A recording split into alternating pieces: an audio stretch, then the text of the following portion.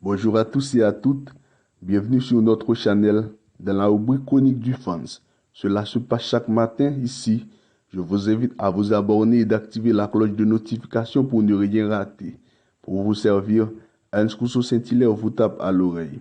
Vous pouvez aller nous suivre sur d'autres plateformes comme Twitter, Instagram, Facebook, sur ce même nom, Fans Club. Les liens sont dans la description. Direction l'Espagne pour parler de la 10e journée de la Liga espagnole, une première partie de cette journée qu'on a baptisée la journée du nul. Ça commence au stade Sánchez-Pizjuán où le FC Séville arrache le point du nul grâce à un Bono impeccable dans les buts.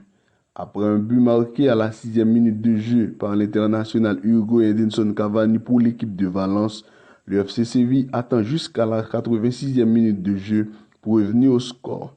Grâce à l'international argentin Eric Lamela, score final 1 but partout. Malgré l'arrivée de Jorge Sampaoli, le club andalou est toujours dans l'impasse. Getafe de sa part partage le match nul avec les poulains d'Ernesto Valverde pour parler de l'Athletic Club de Bilbao, score final 2 buts partout. Pour clôturer cette première partie de la 10e journée, il faut nous rendre au Wanda Metropolitano pour voir le match d'Atlético Madrid vs Vallecano. Malgré un but à la 20e minute de jeu inscrit par l'international espagnol Alvaro Morata, les Colchoneros ne grattent qu'un seul point au classement, score final 1 but partout. On file en Angleterre pour parler de la 12e journée de la Premier League avec notamment le match nul et vierge de Brighton face au premier Nottingham Forest. Il faut noter aussi la victoire du Crystal Palace sur Wolverhampton 2 buts à 1. Maintenant, on prend la direction d'Allemagne. Selon Bild, après un gêne ressenti, Manuel Neuer ne veut pas prendre le risque de manquer la Coupe du Monde. De ce fait, le club l'a autorisé de se reposer et quand il se sentira prêt, il peut revenir. Il pourrait donc manquer le choc contre le Barça pour la 5e journée de la Ligue des Champions la semaine prochaine. On file en France. Après la remise des distinctions individuelles ce 17 octobre, on a interrogé Florentino Pérez, le patron de la Casablanca, concernant l'avenir de Kylian Mbappé. Il semblerait que le patron merengue a tourné la page. Il a déclaré « Non, je ne suis pas fatigué des rumeurs sur Mbappé, je n'ai même pas les histoires sur lui.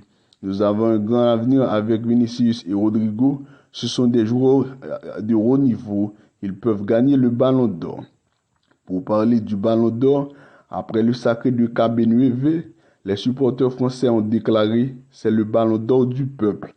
Et dans la liste des joueurs français remportés le Ballon d'Or, après Raymond Kopa en 1958, Michel Platini 1983, 1984, 1985, Jean-Pierre Papin 1991, Zinedine Zidane 1998, Karim Benzema devient le 5e Français à remporter cette distinction en 2022.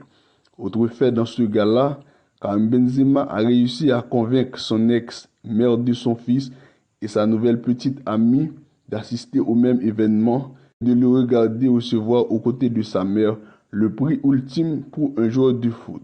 C'est tout pour la vidéo. Rendez-vous pour une autre chronique. S'il y a quelque chose qu'on peut changer, c'est à vous de nous faire savoir. Tout cela se passe dans les commentaires. Prenez soin de vous et à la prochaine.